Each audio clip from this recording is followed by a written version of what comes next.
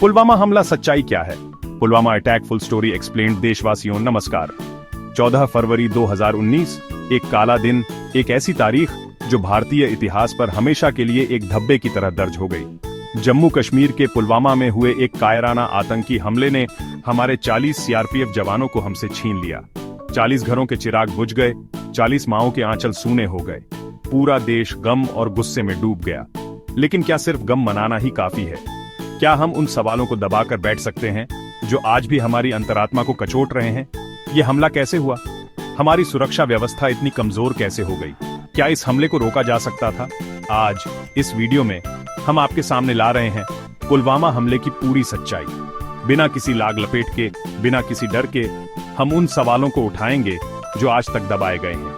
हम उन तथ्यों को आपके सामने रखेंगे जो शायद आपको कहीं और सुनने को ना मिले, क्योंकि देश को जानने का हक है। उन जवानों के बलिदान का कर्ज हमें सच जानकर ही चुकाना होगा।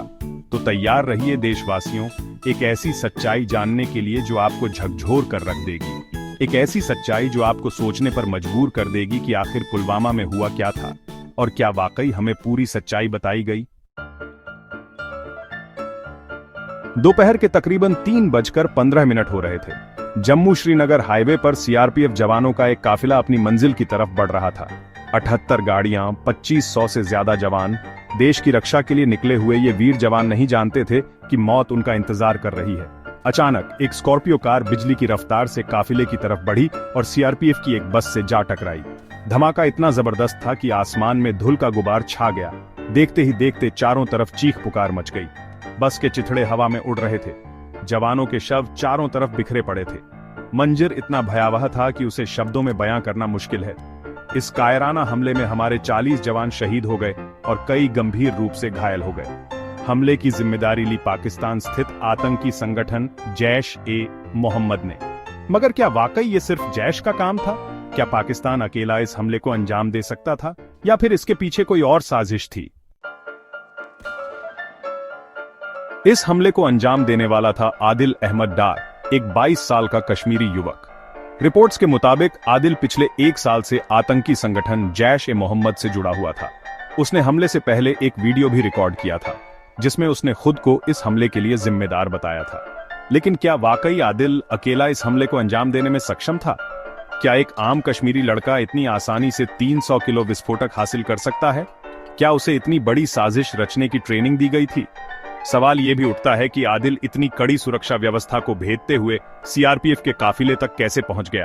क्या उसे किसी ने अंदरूनी मदद की थी? क्या इस हमले में किसी और का हाथ था? सबसे बड़ा सवाल जो आज तक अनुत्तरित है वो ये कि आखिर इतनी बड़ी सुरक्षा चूक कैसे हुई? सीआरपीएफ का इतना बड़ा काफिला, 78 गाड़ियां एक साथ क्यों भेजा गया? क्या यह सुरक्षा प्रोटोकॉल का उल्लंघन नहीं था? कुछ रिपोर्ट्स के मुताबिक इंटेलिजेंस एजेंसियों ने पहले ही आतंकी हमले की आशंका जताई थी। अगर ऐसा था तो फिर भी इतनी बड़ी चूक कैसे हुई? क्या हमारी इंटेलिजेंस एजेंसियां सो रही थीं या फिर जानबूझकर अनदेखी की गई? इस बात से भी इनकार नहीं किया जा सकता कि इस हमले में किसी अंदरूनी व्यक्ति का हाथ रहा होगा। 300 किलो विस्फोटक, सीआरपीएफ के काफिले की लोकेशन, सब कुछ इतनी सटीकता से कैसे प्लान किया गया? क्या इसकी जांच कभी निष्पक्ष तरीके से हुई? हमले के तुरंत बाद भारत सरकार ने पाकिस्तान को जिम्मेदार ठहराया। जैश-ए-मोहम्मद का सरगना मसूद अजहर पाकिस्तान में खुलेआम घूम रहा है। इससे भी पाकिस्तान की भूमिका पर शक गहराता है। भारत ने अंतर्राष्ट्रीय स्तर पर पाकिस्तान को अलग थलग करने की कोशिश की। संयुक्त राष्ट्र ने भी इस हमले की निंदा की। लेकिन क्या वाकई पाकिस्तान को इस हमले की सजा मिली? क्या अंतर्राष्ट्रीय दबाव का कोई असर हुआ, या फिर पाकिस्तान हमेशा की तरह बहाने बनाकर बच निकला? Chapter 5, title Balakot air strike, बदला या दिखावा।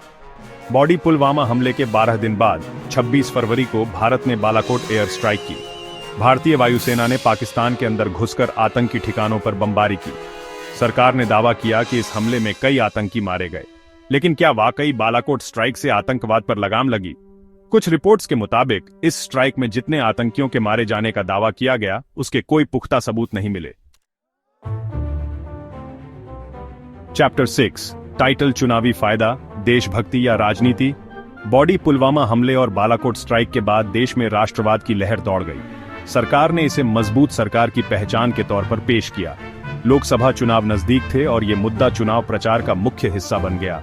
क्या वाकई सरकार ने इस हमले का राजनीतिक फायदा उठाया? क्या हमारे जवानों के बलिदान को वोट बैंक की राजनीति का जरिया बनाया गया? चैप्टर 7, टाइटल सवाल, अनगिनत, जवाब लापता, बॉडी आज। पुलवामा हमले के 4 साल बाद भी कई सवाल अनुत्तरित हैं। क्या वाकई इस मामले की निष्पक्ष जांच हुई? क्या उन लोगों को सजा मिली जो इस हमले के लिए जिम्मेदार थे? क्या हमने अपने उन वीर जवानों के बलिदान से कोई सबक लिया, या फिर हम सिर्फ हर साल 14 फरवरी को श्रद्धांजलि देकर अपना फर्ज निभा लेते हैं? आउटरो टाइटल न भूलें, न माफ करें। बॉडी देशवासियों, पुलवामा हमला एक राष्ट्रीय त्रासदी थी। हमारे 40 जवानों ने देश के लिए अपना सर्वस्व न्योछावर कर दिया। उनका यह बलिदान हमें हमेशा याद दिलाता रहेगा कि आतंकवाद हमारे लिए कितना बड़ा खतरा है। लेकिन सिर्फ याद रखना ही काफी नहीं है, हमें उन सवालों के जवाब भी तलाशने होंगे जो आज भी अनआंसर्ड हैं।